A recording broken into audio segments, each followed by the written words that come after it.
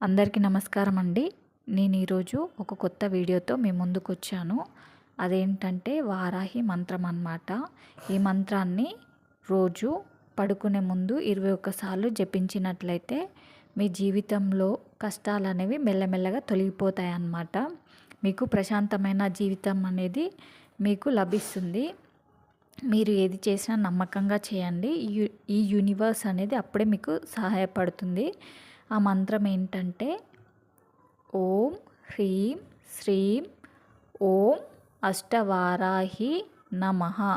ఈ మంత్రాన్ని మీరు కనుక రోజు 21 సార్లు జపించినట్లయితే మీకు రిజల్ట్ అనేది కనిపిస్తుంది.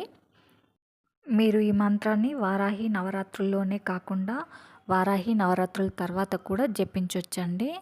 సో తప్పకుండా ట్రై చేయండి. Good luck. Thank you for watching.